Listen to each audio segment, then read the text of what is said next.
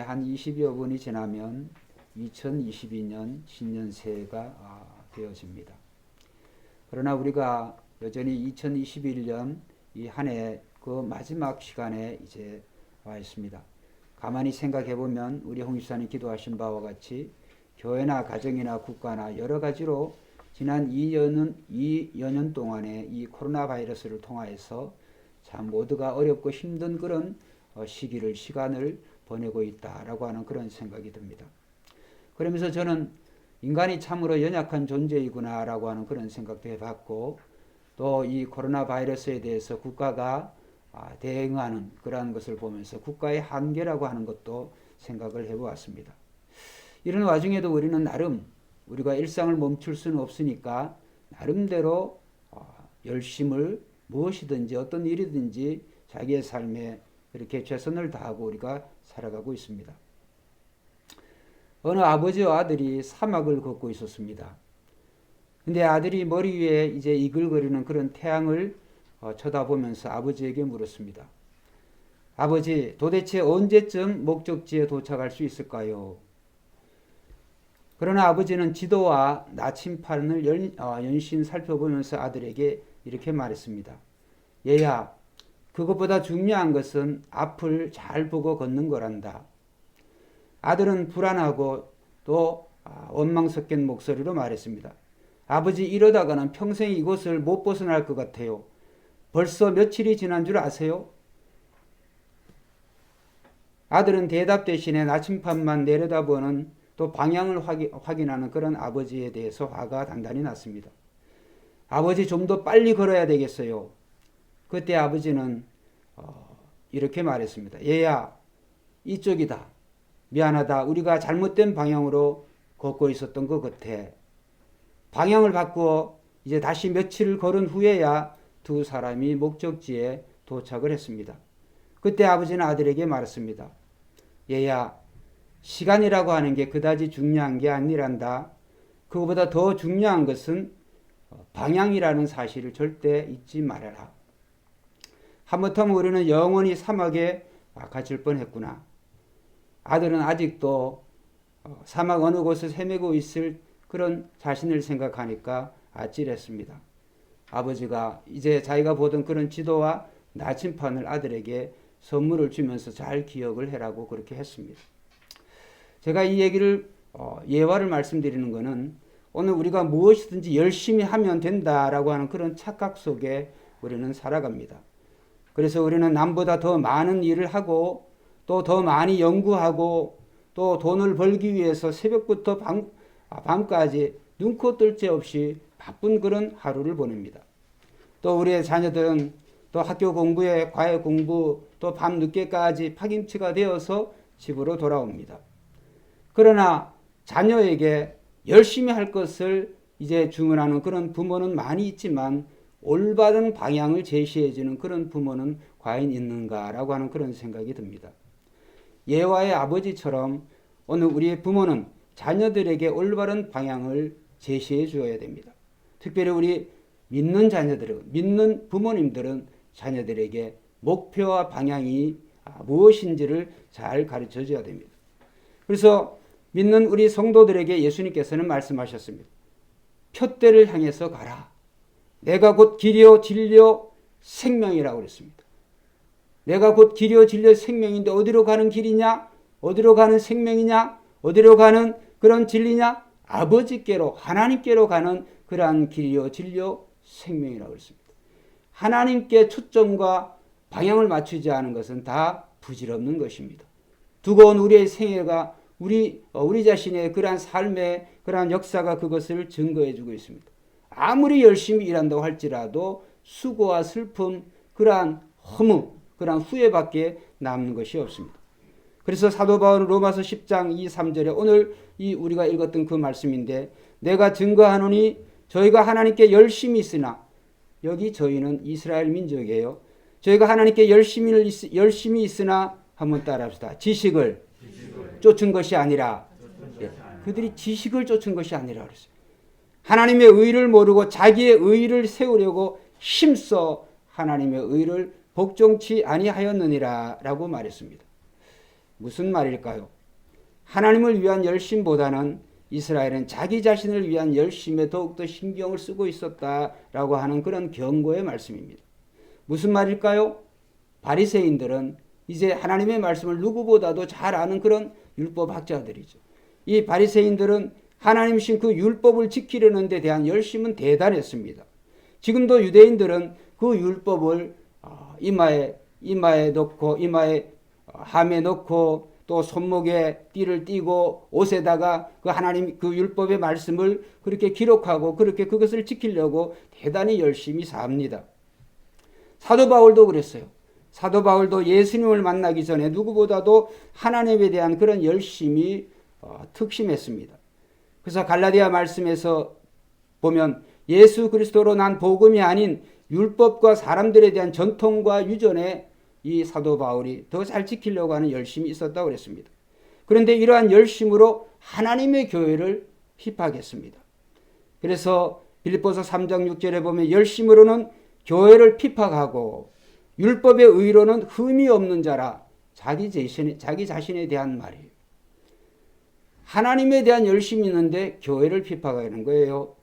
율법의 의로는 자기 자신이 흠이 없다고 생각하는데 전혀 그렇지가 않습니다. 왜 그럴까요? 예화에 말씀드린 것 같이 목표와 방향을 사도 바울이 몰랐어요. 사도 바울은 예수님을 모르니까 하나님을 위한다는 열심 때문에 오히려 세상에 오신 하나님이신 예수님을 핍박하는데 앞장서게 된 것이죠. 그래서 사도 바울은 율법을 지키는데 열심히 너무 지나쳐서 스데반과 같은 참 충성된 하나님에 대한 종을 죽이는데 앞장서고 성도들을 핍박하고 감옥에 가두고 또 나아가 죽이는데 앞장선 그런 사람이 되어졌습니다. 그래서 사도 바울의 문제는 그 열심이 바른 지식에서 나온 그런 열심이 아닌 잘못된 열심이었다. 그러한 그가 이제 부활하신 예수 그리스도를 사도 바울이 만났습니다. 만나다 보니까 자기 자신이 그동안에 자기의 열심이 잘못된 열심이었다고 하는 것을 사도 바울이 깨달았습니다.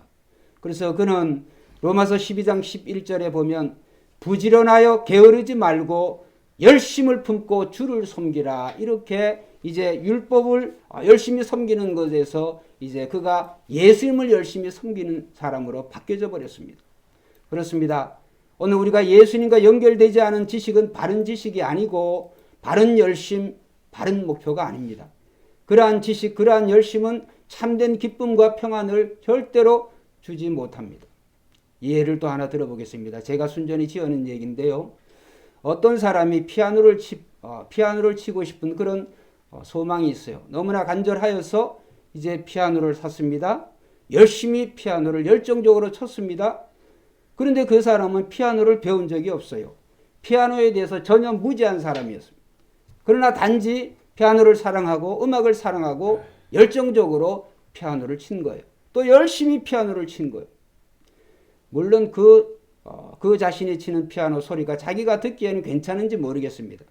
그러나 다른 사람들이 그 피아노 소리를 듣는다고 한다면 그게 과연 아름다운 그런 음악으로 들려질까요? 절대로 그렇지가 않습니다.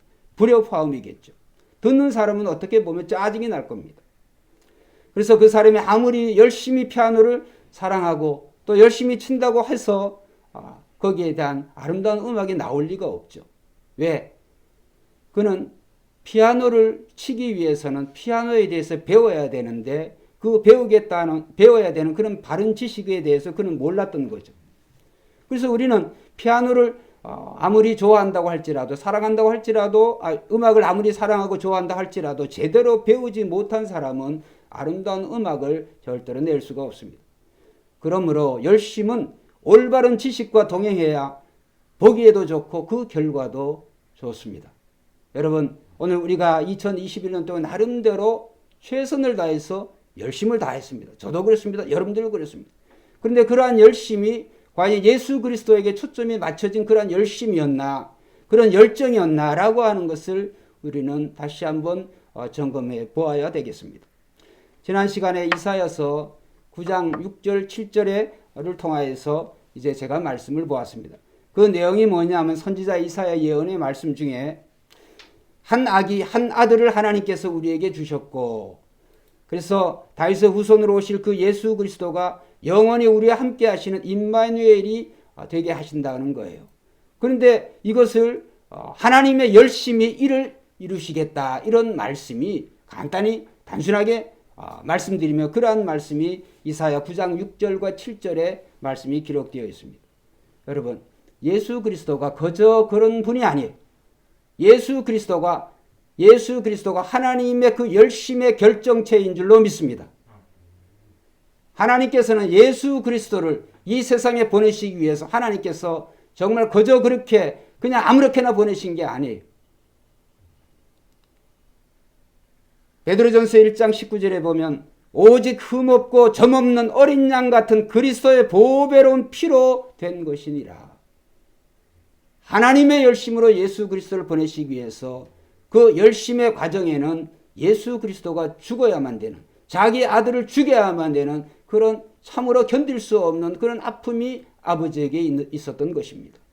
여러분, 그 예수 그리스도가 여러분의 삶의 중심을 차지하고 그 예수 그리스도가 여러분의 삶의 목표가 되어질 때 하나님께서는 모든 면에 있어 복의 복을 주시고 지경을 넓혀주시고 하나님께서 더욱더 존귀하게 야베스와 같은 그러한 축복을 주실 줄로 믿습니다.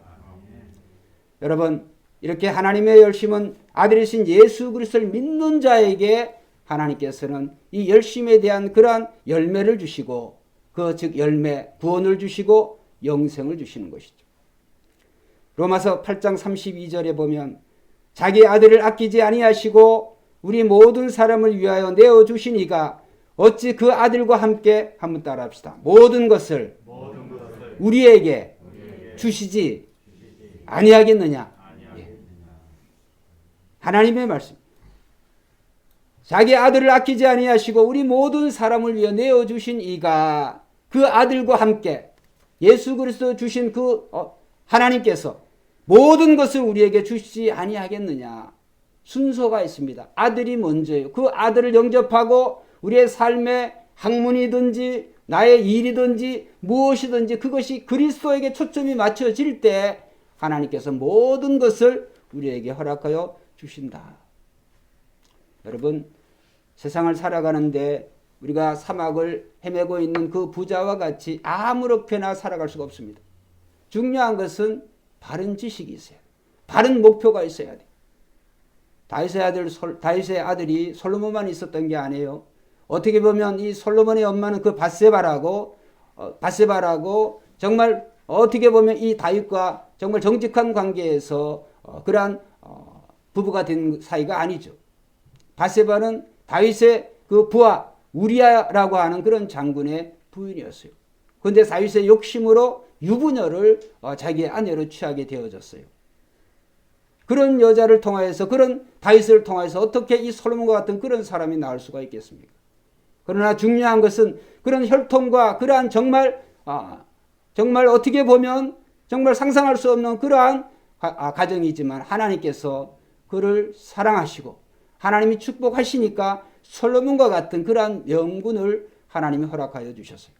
그런데 솔로몬이 그가 일생에 늘 하나님을 기쁘시게 하는 그런 사람이 된 것은 아니에요. 그의 말년에 보면 정말 그가 전도서와 또 이런 잠언서들 이런 걸 보면 정말 그가 일생에 하나님보다 세상을 더 많이 사랑한 그런 많은 것들이 그가 고백하고 있는데 다 후회하는 거예요. 모든 것이 다 헛되니 모든 것이 다 헛되다고 그랬어요. 자기가 사랑하고 자기가 기뻐했던 모든 것들이 다 바람을 잡는 것 같이, 바람 움켜잡는 것 같다 그랬어요. 결국은 하나님을 경외하고 하나님을 사랑하고 하나님을 아는 것이 참 지혜다. 이렇게 솔로몬이 고백하고 있어요.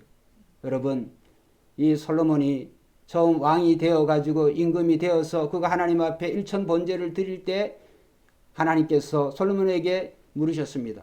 하나님이 기뻐하시고 솔로몬아 내가 너에게 무엇을 줄까? 이렇게 하니까 솔로몬이 무엇을 구했습니까? 부귀와 영화를 구한 것이 아니고 하나님 저는 어립니다. 이 백성을 다스리기가 정말 하나님 백성들을 다스리기가 제가 어린 사람인데 저에게 하나님의 지혜를 주세요. 할렐루야.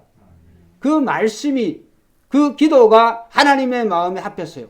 그래서 하나님 뭐라고 말씀하셨어요? 지혜뿐만이 아니라 네가 구하지 않은 부와 기까지, 부귀와 영화까지 너에게 주겠다. 솔로몬이 바른 지식이 있었어요. 바른 지식이 있을 때는 하나님께서 그를 정말 존귀하게 세계 어떤 그러한 임금들보다도 높은 그러한 위치에 하나님이 세워주셨지만, 그러나 그가 교만해지고 하나님을 버리고 바른 지식에서 벗어나서 정말 자기의 지식을 따를 때 솔로몬은 형편없는 그런 사람이 되어졌다. 여러분, 우리는 이 사실을 잘 생각하면서 우리의 열심은 바른 지식에 나야 되는데, 그 바른 지식은 바로 예수 그리스도를 바로 아는 것인 줄로 믿습니다.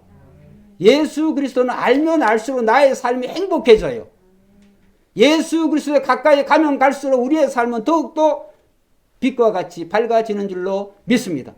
그리스도에서 멀어지면 멀어질수록 우리는 죄를 사랑할 수밖에 없어요. 욕심대로 살아갈 수밖에 없어요.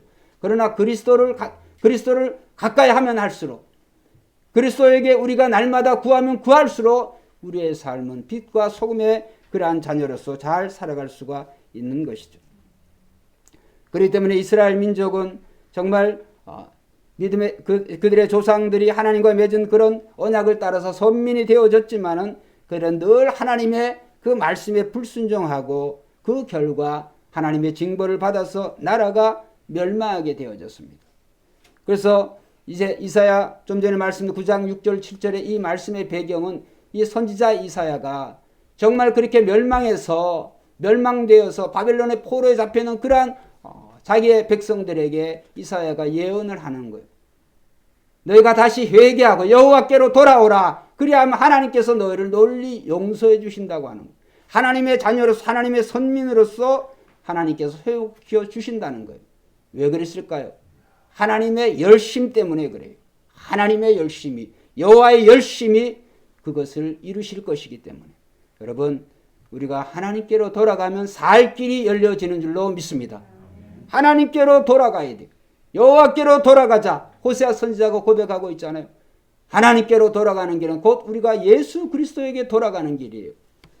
2021년 이 한 해에도 우리가 예수 그리스도에게 우리가 정말 예수 그리스도를 사랑하고 그리스도를 구한다고 우리가 했지만, 그러나 우리가 부족한 점이 없었는지 우리가 생각을 해봐야 되겠습니다.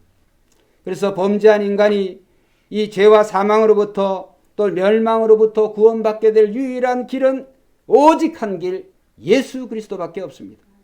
이 세상의 금생에 우리가 살아가는 동안에 성공적인 인생을 살아가려고 한다면 오직 한 길, 오직 바른 진리, 예수 그리스도를 알고 예수 그리스도를 가까이 할 때 오늘 우리의 삶이 정말 바른 길, 바른 진리, 또 영생의 삶을 우리가 살 수가 있습니다.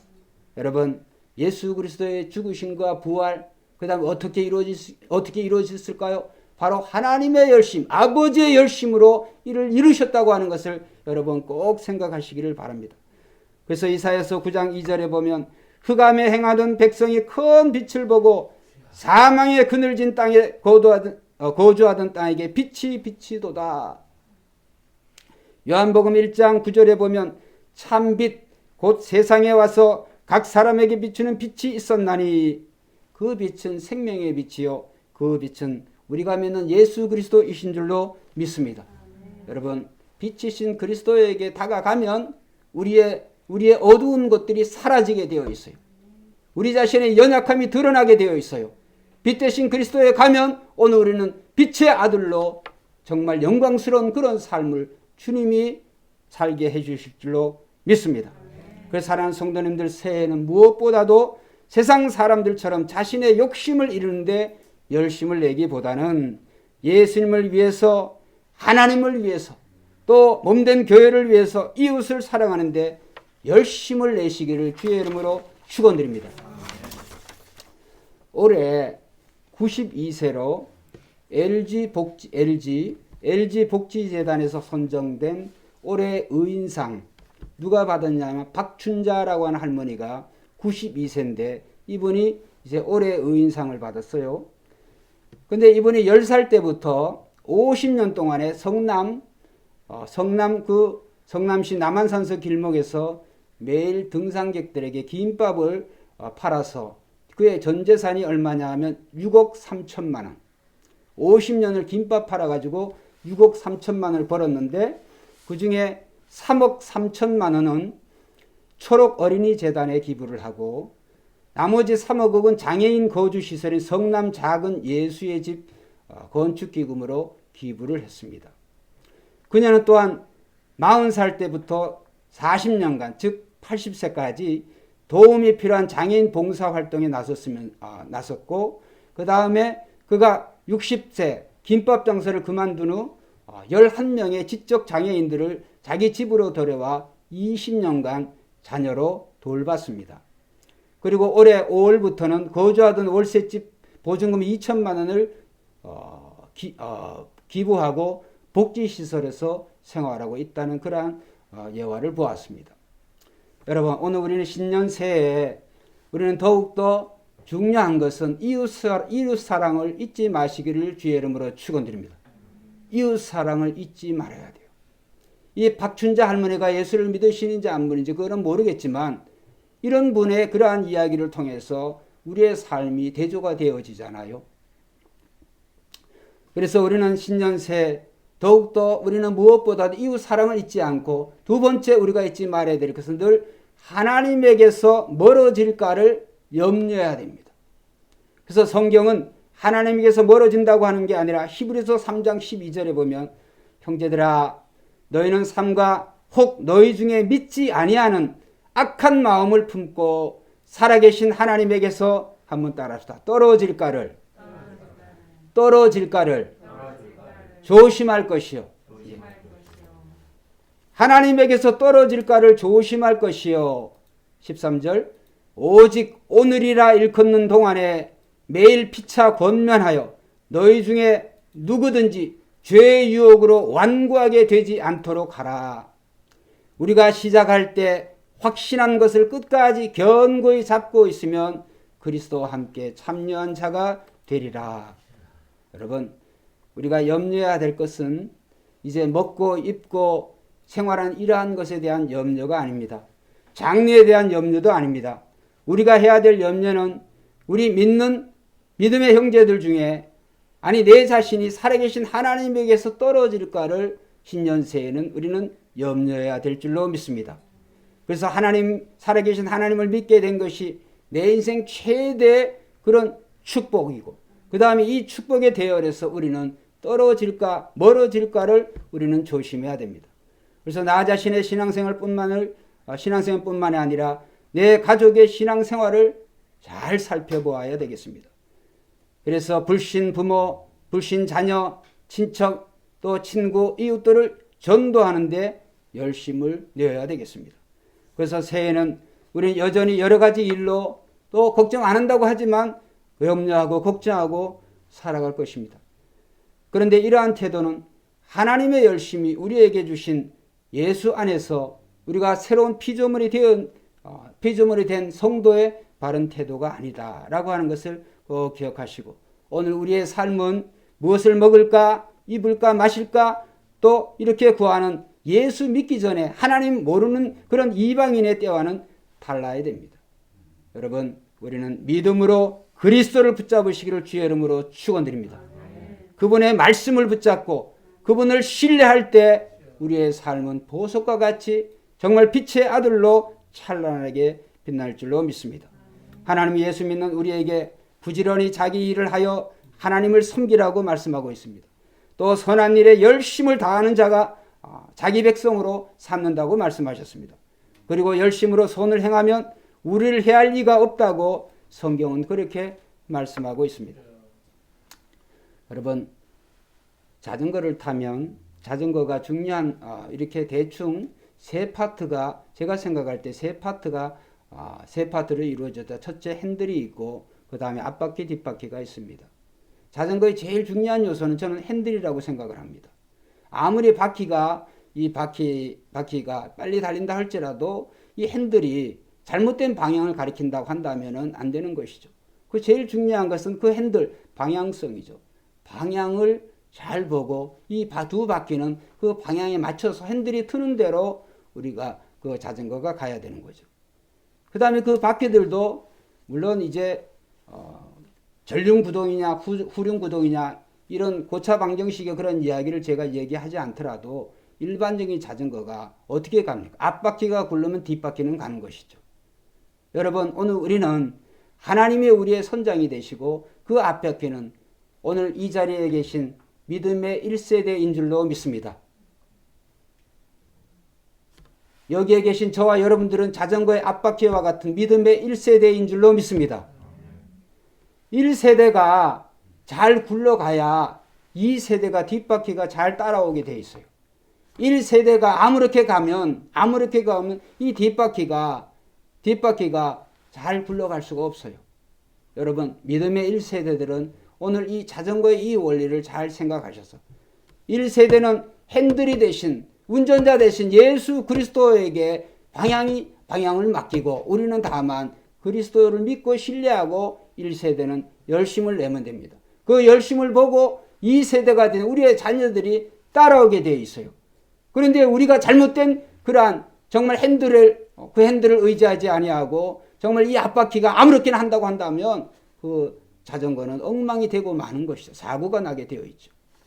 여러분, 우리는 열심을 다하는 건 좋습니다. 정말 자전거가 빨리 달려가려면 페달을 빨리 받고 열심을 해야 되겠죠. 그런데 그 열심의 방향이 이제 신년 새해는 예수 그리스도에게 초점을 맞추시기를 주님의 이름으로 축원드립니다. 그래서 우리는 정말 하나님께서 오늘 우리에 앞서 달리시고, 즉 예수님께서 우리에 앞서 달리시고 우리는 따라가고 그냥 실려가면 되는 것이죠.